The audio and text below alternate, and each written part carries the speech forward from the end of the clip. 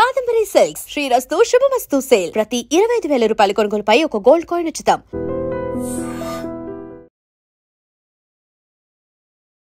నమస్కారం, నేను డాక్టర్ శ్రీనివాస్ చెలిమెల, సంస్కృతి కేరళ ఆయుర్వేద పంచకర్మ క్లినిక్ నుంచి మాట్లాడుతున్నాను. ఈరోజు మనం డిస్కస్ చేసే టాపిక్ వచ్చేసి కీళ్ళ నొప్పులు. దాన్ని కీళ్ళవాతం అంటాము, మోడర్న్ లాంగ్వేజ్లో ఆస్టియో ఆర్థరైటిస్ అంటాము, ఆయుర్వేదంలో సంధివాతం కూడా అని చాలా రకాల పేర్లు ఉంటుంది. ఏదైనా కీళ్ళు అంటే ఒక ఎముకల రెండు ఎముకలు కలిసే జాయింట్ని కీళ్ళు అంటాం, దాన్ని జాయింట్ అంటాము. అక్కడ వచ్చే వాపు కానీ అక్కడ వచ్చే అరుగుదల, దానివల్ల వచ్చే ఇబ్బందుల గురించి మాట్లాడుకుందాం. అసలు ఏంటి ఈ మోకాళ్ళు, వాటి స్ట్రక్చర్ ఏంటి, వాటికి వచ్చే జబ్బులు ఏంటి అంటే, జనరల్గా మోకాళ్ళు అనేది చూసుకుంటే మన శరీరాన్ని బరువుని ధారణ చేసేది మన మోకాళ్ళు. మన మూమెంట్ రోజువారీ మూమెంట్ ఎటువంటి ఇబ్బందులు లేకుండా చూసుకునేవి ఈ మోకాళ్ళు అండ్ కింది కాళ్ళు అంటాం. మరి ఎప్పుడైతే వీటిలో ఇబ్బంది అవుతుంది, వాటికి కారణాలు ఏంటి, ఇబ్బందులు అంటే ఏమవుతాయి, ఏం కారణాలు అంటే, రెండు ఎముకల జాయింట్లో మరి చూసుకుంటే అంటమికల్ స్ట్రక్చర్గా ఈ బోన్స్ దగ్గర పెటల్లా అంటాము, అలానే సైనోవిల్ ఫ్లూయిడ్ అంటాము. అంటే ఒక ల్యూబ్రికేషన్ జెల్ లాంటిది, దాన్నే సైనోవిల్ ఫ్లూయిడ్ అంటాము.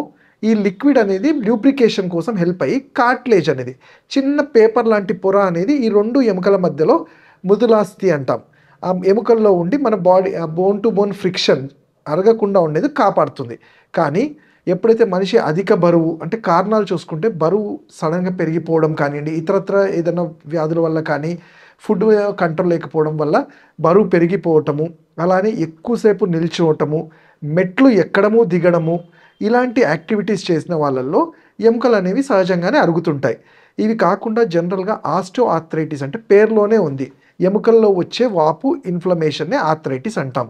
ఇది ఒక ఏజ్కి సంబంధించింది. అంటే 45-50 సంవత్సరాలు దాటిన వాళ్ళల్లో న్యాచురల్గా బాడీలో ఉండాల్సిన మినరల్స్, విటమిన్స్, కాల్షియం ఇవి తగ్గిపోవటం వల్ల ఎముకలకు కావాల్సిన పోషణ జరగక, దానికి కారణం సరైన టైంలో ఫుడ్ తీసుకోకపోవడము, మనకు కావాల్సిన పోషకాహారాలు ఉన్న ఫుడ్ని అవాయిడ్ చేయడం, లైక్ పాలు కానివ్వండి, పెరుగు కానివ్వండి, ఇలాంటివి మన ఫుడ్లో తగ్గిపోయినప్పుడు సహజంగానే ఎముకలు అనేవి కొంచెము వీక్ అవటము. అది వీక్ ఉన్నప్పుడు కూడా మనం ఏంటి జనరల్గా పట్టించుకోకపోవటము. దానికి సింపుల్ ఒకటి చెప్తాం. మా దగ్గరకు వచ్చే పేషెంట్స్, డాక్టర్ గారు మోకాలు మొత్తం అరిగిపోయాయి అంటున్నారు, ఆపరేషన్ చేయాలంటున్నారు అంటారు. మీరు ఎక్స్రే తీసిన రోజో ఎంఆర్ఐ తీసిన రోజో ఈ ఎముకలు అరగవు. మన బాడీ అనేది ఒక ఎముక అరగడానికి 3-4 సంవత్సరాలు పడుతుంది. కానీ మనము పెయిన్ కిల్లర్స్ అని, రెస్ట్ అని, ఏదో ఉపశమనాలు అప్పటికప్పుడు చేసుకొని నొప్పిని మాత్రం తగ్గిస్తున్నారు తప్ప, లోపల జరిగే ఈ డీజనరేషన్, డ్యామేజ్ని ఆపలేకపోతున్నాం. ఎందుకంటే సరైన టైంలో గుర్తించడం అనేది కూడా చాలా ఇంపార్టెంట్. నేను ఇంతకుముందు చెప్పినట్టు గుర్తించడం ఎలా అంటే, ఒక ఏజ్ తర్వాత 45-50 ఇయర్స్ తర్వాత మనం చేసే రెగ్యులర్ యాక్టివిటీస్, అంటే రోజువారీ పనులలో కూడా చాలా ఇబ్బందిగా చేయటము. దాని లక్షణాలు ఎలా ఉంటాయి? కాసేపు కూర్చొని లేస్తే మోకాళ్ళు, కండరాలు, పిక్కలు పట్టేసినట్టు అవ్వడము, పొద్దున్న లేవగానే కాళ్ళంతా మొద్దుబారినట్టు బరువుగా అనిపించడము, కొంచెం దూరం లేచి నడవాలన్నా మనతో అవ్వకపోవడము, చాలా పట్టేసి కాళ్ళు చాలా నొప్పి ఉంది, మోకాల్లో సౌండ్స్ లాంటివి, దీన్నే క్రిప్టస్ అంటాం. అంటే ఎముకల్లో ఎప్పుడైతే మృదులాస్థిని ఇంతకుముందు చెప్పినట్టు ఈ సైనోఫ్లూయిడ్ డ్రై అయిపోవడము, వాతం వల్ల ఇవంతా డ్రై అయిపోవడం వల్ల ఒక ఎముకకి ఒక ఎముక రాసుకపోవటం వల్ల డైరెక్ట్గా అక్కడ ఉండే కండరాలు, నరాల మీద కూడా ఒత్తిడి పెరుగుతూ ఉంటుంది. ఎముక అరగటంతో పాటు మేజర్గా జరిగే డ్యామేజ్ ఏంటి, ఈ కండరాలు, వాటిలో ఉండే నరాలు కూడా దెబ్బతింటుంటాయి. సో మనము ఇవి సరైన టైంలో గుర్తించడం ఇంపార్టెంట్. నేను చెప్పినట్టు మనం రోజువారీ చేసే యాక్టివిటీస్లో ఇబ్బంది అయినప్పుడే మనం అర్థం చేసుకోవాలి. మనము ఏదో ఒకరోజు 2 రోజులు అని కాదు కదా, కంటిన్యూస్గా ఇలా జరుగుతున్నప్పుడు ఒక ఆయుర్వేద వైద్యుడిని కలవటం వల్ల మీ నాడి వాత పైత్య కఫాలని చూసి సరిగ్గా అంచనా వేసి ఇది డయాగ్నోస్ చేయడానికి ఎర్లీ స్టేజ్లో వీలవుతుంది.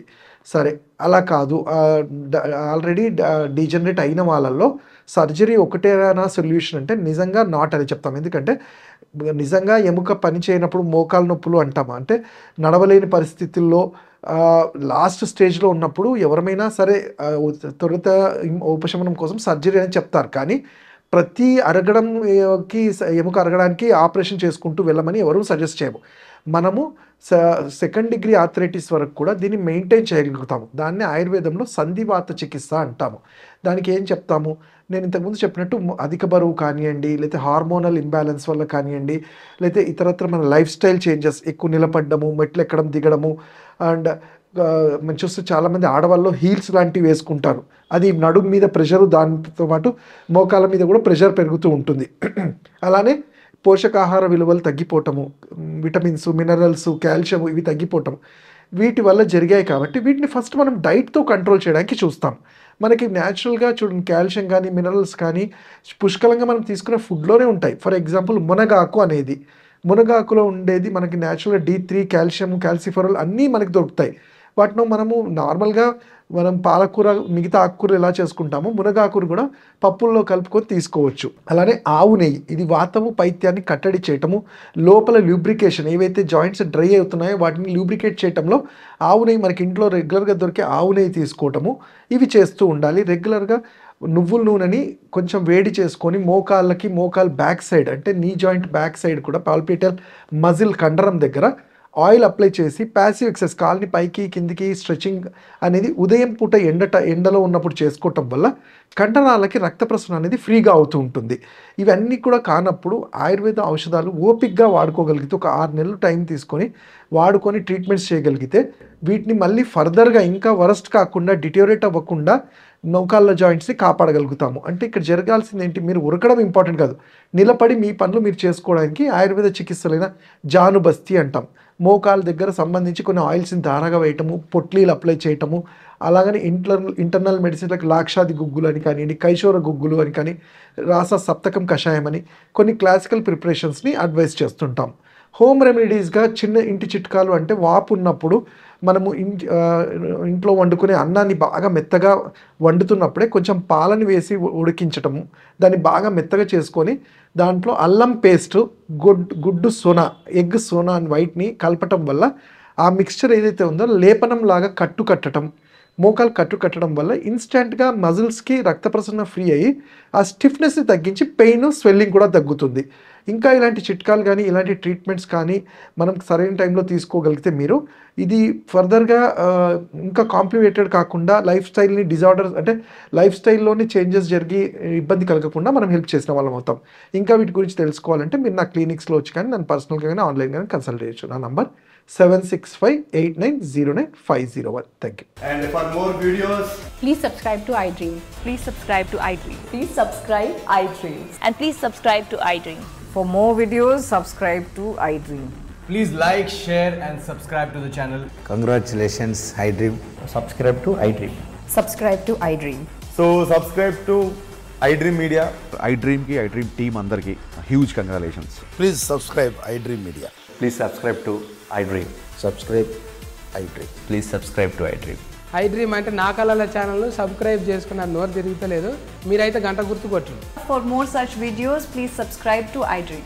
Subscribe to iDream. Please subscribe to iDream. Please subscribe iDream Media. Please do subscribe to iDream. Please subscribe to iDream Media. For best entertainment and information, please subscribe iDream. And don't forget to subscribe to iDream.